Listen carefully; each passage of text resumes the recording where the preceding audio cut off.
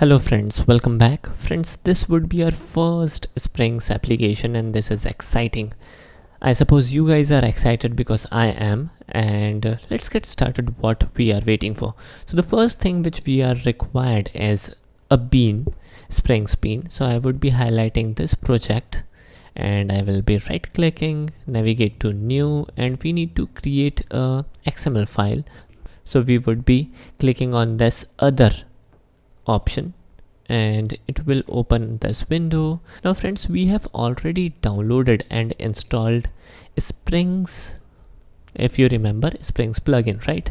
And that will definitely help us. So if you guys haven't installed it, then these option of Springs won't be available to you. And in here we have these two trees.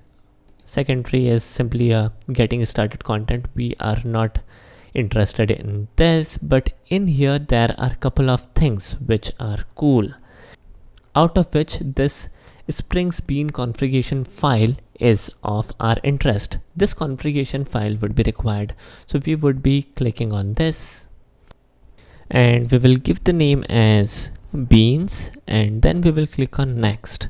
Now in here there are many namespaces which is listed in here, and we can make use of these namespaces as if now we don't require any of these, so we would be simply skipping it. Again we will click on next and there is no other additional information in here, and now we can proceed further and click on finish. So a simple configuration file has been created for us, which is fantastic. So this file would be required for us. Now friends, if we check this particular interface, we can easily check out these tabs. Now these tabs are provided by the Springs plugin which we have added to the Eclipse in order to edit these Springs bean easily.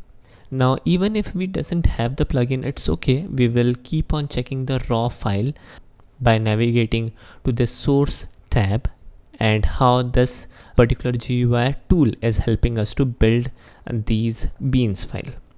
Alright, so let's proceed further. If we navigate to this overview, it will list all the beans which are available in this particular file. I will be highlighting this beans and right click and we will insert a new bean in here. As soon as I do this, actually it will add a new tag in this XML file. So this GUI tool is nothing but a editor which help us to edit the XML file. Moving forward, if I highlight this particular bean by traversing this particular tree, then in the right hand side we have this element details, and using this element details we can in fact edit the bean. So let me manage this a little bit. As if now we would require two things. First is ID. We will keep the ID, for example, my insurance, and the name of the class is car insurance, which we would be making use of initially.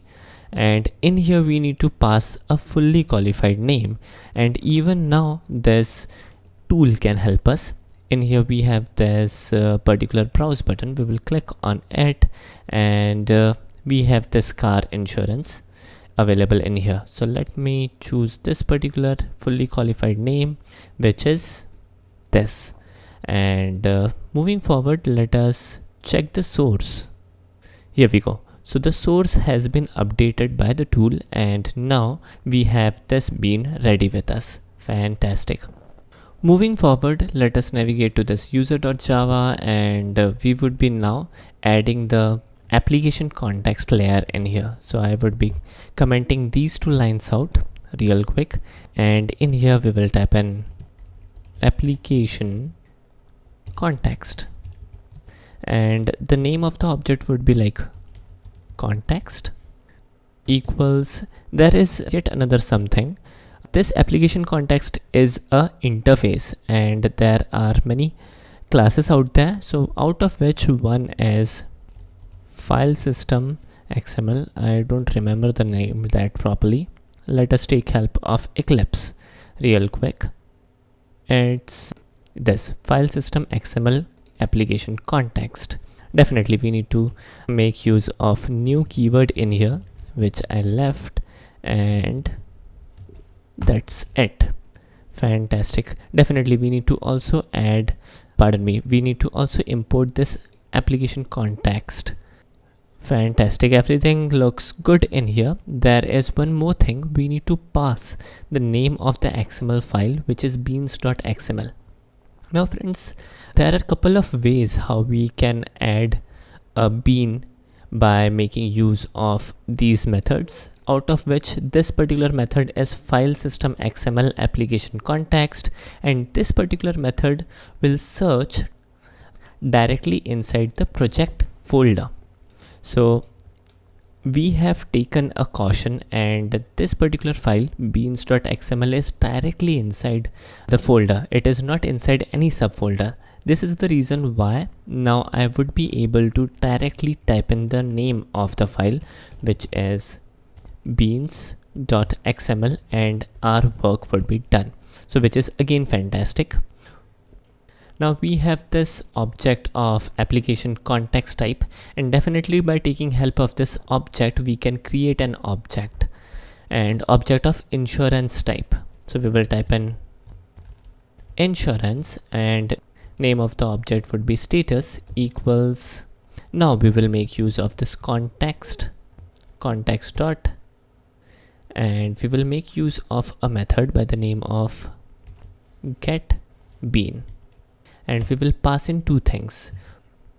The first thing would be the ID of the bean. If you guys remember this particular bean, for this particular class, which is of our interest, car insurance, the ID is my insurance. So we would be making use of this particular ID.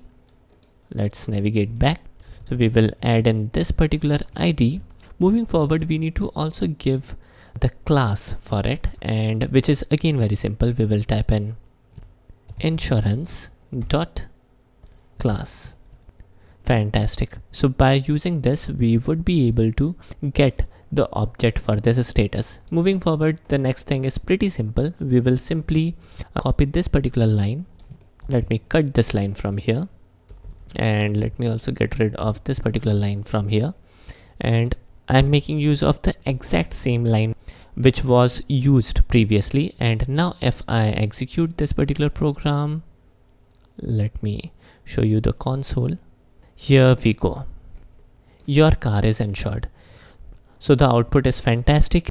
So now we are able to make use of this application context, which is good. Now what is the advantage of this mechanism? Pretty simple. If I now navigate to this beans.xml, remember that I am not editing this users.java file. I am simply updating the class. Instead of car insurance, I would be making use of bike insurance. Now friends, this particular path needs to be correct path, and as I know that both of these classes, car insurance and bike insurance, are in same folder, let me show you this. Car insurance and bike insurance are in same folder. I have simply updated the name, and I got the fully qualified name for bike insurance as well. So this is fantastic. And now if I save this particular bean and navigate to this user.java and execute this particular program once again, then the magic happens. Your bike is insured. Even though I have not updated anything in the code, we are able to configure the web application by simply making use of this XML file, which is good. So this is the advantage of this additional layer. We are able to configure the application without updating the file.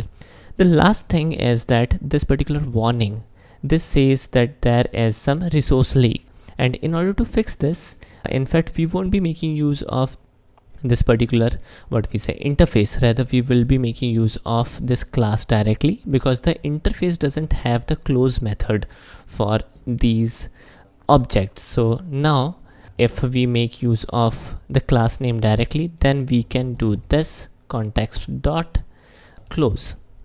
So these close method are a specific method. So now we have also get rid of the warning as well. So this is all about this particular additional layer. In the next video, we will proceed further and we will dig more into this wonderful framework springs.